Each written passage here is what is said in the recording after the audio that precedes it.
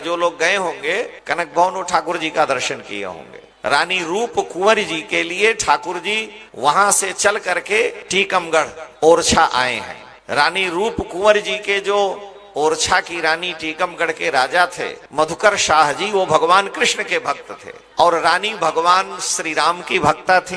तो रामनवमी में 9 दिन महीना भर जाके अयोध्या रहती और वो जन्माष्टमी में जा करके वृंदावन रहते थे। बिगड़ गए एक दिन, कहा तुम भाग भाग जब देखो तब अयोध्या जाती हो, श्रावण में झूला में जाती हो, कार्तिक में जाती हो, रामनवमी में जाती हो, एक बार भी वृंदावन नहीं जाती। रानी ने कहा कि हमारी लगन रघुनाथ से लगी है तो हम वहां कैसे छोड़ के जाएं दूसरी जगह। अरे उन्होंने कहा श्री कृष्ण हमारे सबसे ललित ठाकुर हैं। उन्होंने कहा आपके लिए वो ललित है, हमारे लिए हमारे ही प्रियतम ललित है। राजा मधुकर शाह ने कहा कि देखो इस बार तुम जा रही हो, मेरी बात नहीं मान रही हो तो जा रही हो, और तुमको इतना यदि अयोध्या से प्रेम है तो अपने खसम को लेकर के आना। ये उनके शब्द हैं इतिहास में साक्षी।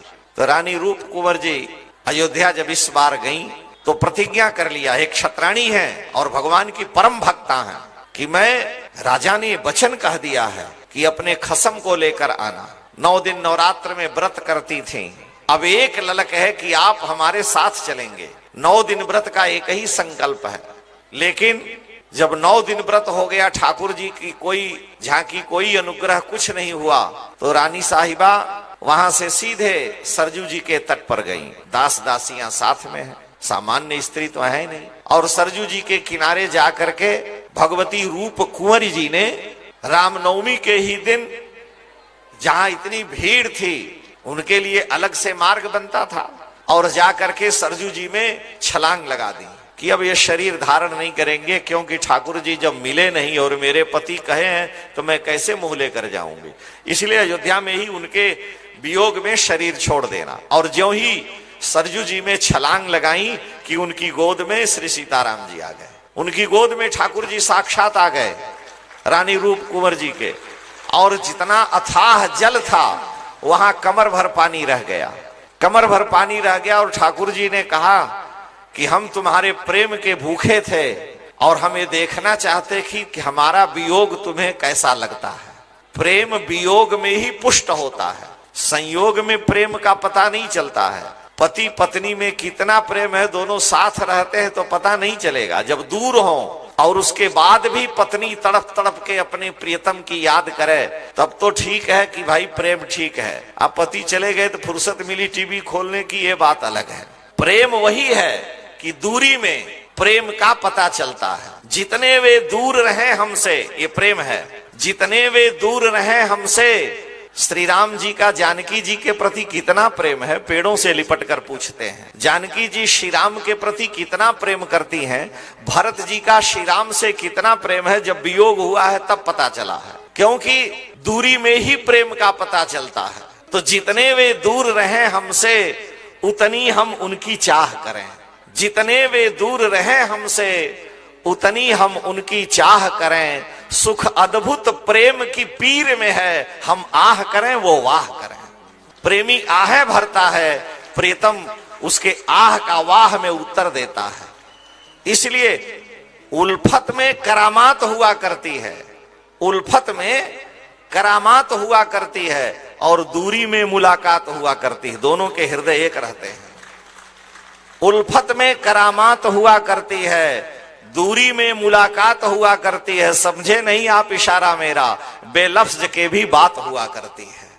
दोनों की वाणी मौन है, लेकिन हृदय की तंत्री एक है, वहां प्रेम प्रकट होता है। तो रानी रूप कुंवर जी कूद पड़ी, ठाकुर जी गोद में आ गए, और ठाकुर जी ने कहा देखो हम चल तो रहे हैं तुम्हारी राजधानी ओरछा को, आज पुष्य नक्षत्र है और मैं पुष्य में ही चलूंगा, और जहां पधार दोगी वहीं रुक जाऊंगा, बिना पुष्य के मैं नहीं चल सकता। रानी ने कहा ठीक है। ओरछा संदेश पहुंच गया कि रानी ठाकुर जी को लेकर के आ रही हैं। पूरी मंडली, अयोध्या का संत समूह और रानी के साथ चल पड़ा। पुष्य नक्षत्र को यात्रा होती है, फिर बीच में रुक जाती है, फिर जब पुष्य आता 1 महीने बाद फिर शुरू होती है। तब जाकर के जब वहां भगवान ने कहा तुम्हारी सीमा में पहुंचने पर जहां मुझे पधारोगी वहीं विराजमान हो जाएंगे। वहां महल बनने लगे, मंदिर का निर्माण हुआ, सारी तैयारी हो गई। रानी रूप कुंवर जी टीकमगढ़ की सीमा में पहुंच गई। मंदिर पूरा बन गया था, ठाकुर जी का सिंहासन नहीं बना था।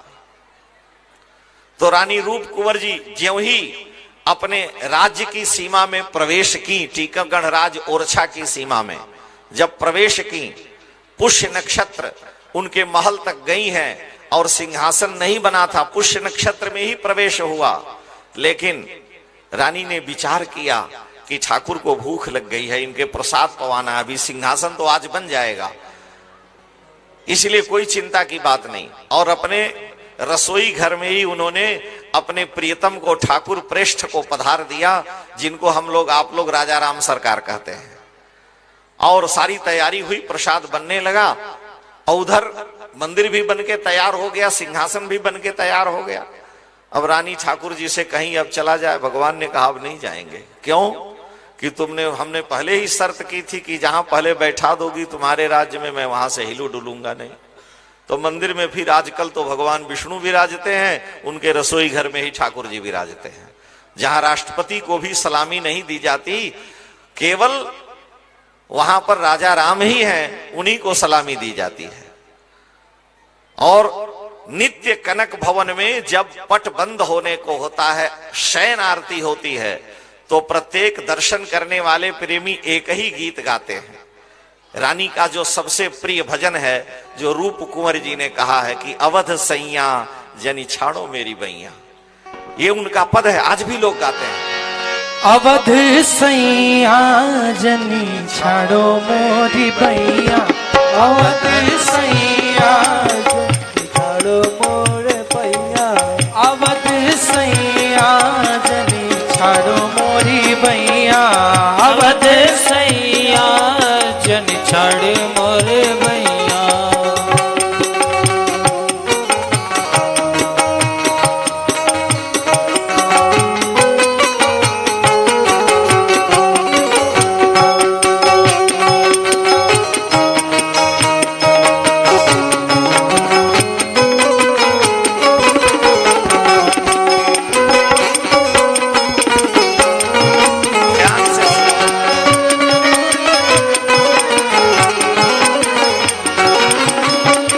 तुम जानत सब अवगुण मेरो, तुम जानत सब अवगुण मेरो, तुम जानत सब अवगुण मेरो, तुम जानत सब अवगुण मेरो।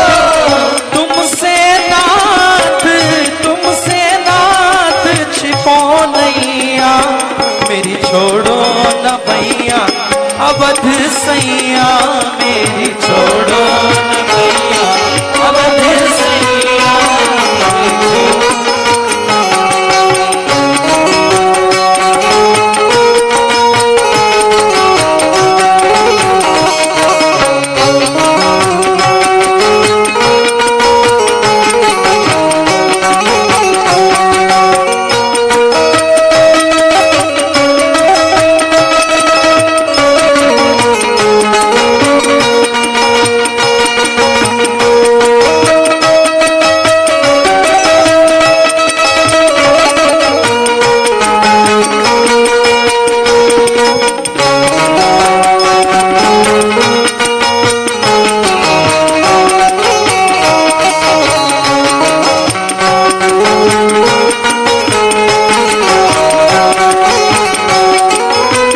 भव सागर में बही जाते हैं, भव सागर में वही जाते हैं, भव सागर में बही जाते हैं, भव सागर में बही जाते हैं। अब तो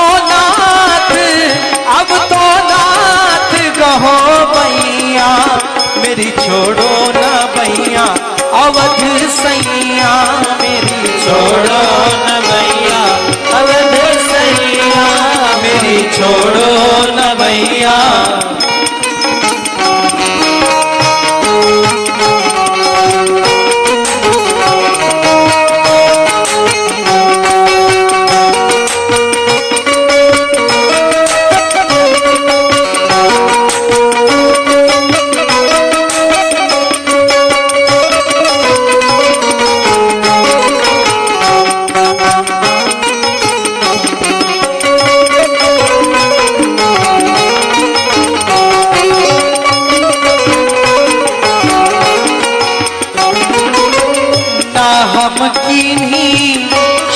साधु सेवा नाम कीनी, साधु सेवा नाम कीनी हो नाम कीनी, साधु सेवा नाम कीनी, साधु सेवा विप्रन दान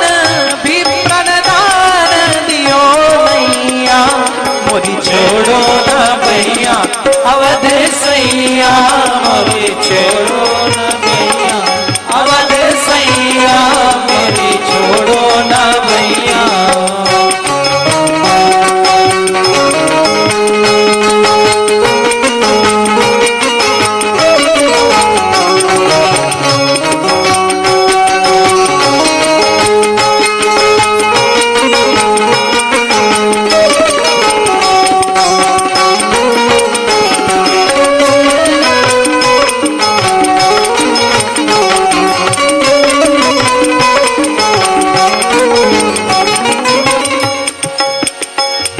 वृषभान कुंवर चरणन की चेरी, वृषभान कुंवर चरणन की चेरी, वृषभान कुंवर चरणन की चेरी, वृषभान कुंवर चरणन की चेरी। अब तो नाथ लगू मैया, मोदी छोड़ो ना भैया अवध सैया, मोदी छोड़ो ना भैया अवध सैया, मोदी छोड़ो ना भैया अवध सैया, मोदी छोड़ो ना भैया अवध सैया, मोदी छोड़ो ना भैया अवध सैया, मोदी छोड़ो ना भैया अवध सैया, मोदी छोड़ो ना भैया। अवध सैया मोरी छोड़ो न बैया। ये बैया शब्द बुंदेलखंडी है, अवधि में नहीं है। रानी ने अपने पदों को सुना, कितना इसमें दैन्य है, कितनी करुणा है, उनके हृदय का हार्द है कि मैंने ब्राह्मणों को दान नहीं किया, मैंने कोई जप तप नहीं किया, लेकिन हे प्रभु मुझको आप पर विश्वास है कि संसार पकड़ के छोड़ सकता है, लेकिन आप जब पकड़ लेते हो तो छोड़ते नहीं हो। राम ग्रह गृहीत आत्मा नवेद जगदीदृशम। संसार में 11 ग्रह हैं, आप लोग 9वें ग्रह का नाम सुने होंगे, 11 ग्रह हैं। उसमें रवि, सोम, मंगल, बुध, बृहस्पति, शुक्र, शनि, राहु, केतु, ये 9 ग्रह। दामाद 10वां ग्रह है और भगवान 11वें ग्रह है। तो 9 ग्रह तो थोड़ा जप तप करिए, पूजा पाठ करिए, शनि राहु मंगल केतु शांत हो जाएंगे। दामाद रूपी ग्रह जितने दीजिए उतने मुंह टेढ़ा किए रहता है। इसीलिए हमारे यहां कहा कि सदा क्रूरो सदा बकरी, सदा क्रूरो सदा बकरी सदा संतापदायक। कभी बेचारे प्रसन्न नहीं रहते हैं। सदा क्रूरो सदा बकरी सदा संतापदायक। और कन्या राशि स्थितो नित्यम जामाता 10वां ग्रह। कन्या राशि पर रहते हैं बेचारे और किसी राशि पर जइबे नहीं करते हैं। ये 10वें ग्रह हैं, लेकिन ये ग्रह भी अपनी इच्छा लेकर के छोड़ देते हैं। परंतु एक श्री राम ग्रह है, श्री कृष्ण ग्रह है, वो जब पकड़ लेते हैं तो छोड़ते नहीं है। श्री राम ग्रह गृहीतात्मा नवेद जगदीदृशम। भगवान कहते हैं मैं किसी को पकड़ता नहीं, और जब पकड़ लेता तो भवसागर पार किए बिना छोड़ता नहीं। और रानी कह रही हैं कि अवध सैया अब आपने मेरी बाह पकड़ ली है, इसलिए जनी छाड़ो मेरी बैया। मेरे में कोई साधन नहीं है। और आज भी ओरछा में राजा राम सरकार उनके संकल्प को पूरा करते हैं, और उन्हीं का स्थापित अयोध्या में कनक भवन है, जिसे वृषभानु सेतु ट्रस्ट कहते हैं। रानी रूप कुंवर जी के नाम से ही अयोध्या का जो कनक भवन है वो ट्रस्ट प्राइवेट है राजा का, और उसका नाम है रानी वृषभानु कुंवरी ट्रस्ट, उसका नाम है। आज भी ठाकुर जी वहां विराजते हैं। कोई भी आता वहां दर्शन करने जाना। वो वहां के स्थायी विग्रह, यानी एक भक्ता रानी ने 2 अयोध्या और ओरछा दोनों कुलों को धन्य किया है। और उनके पति फिर राम जी के भक्त हुए।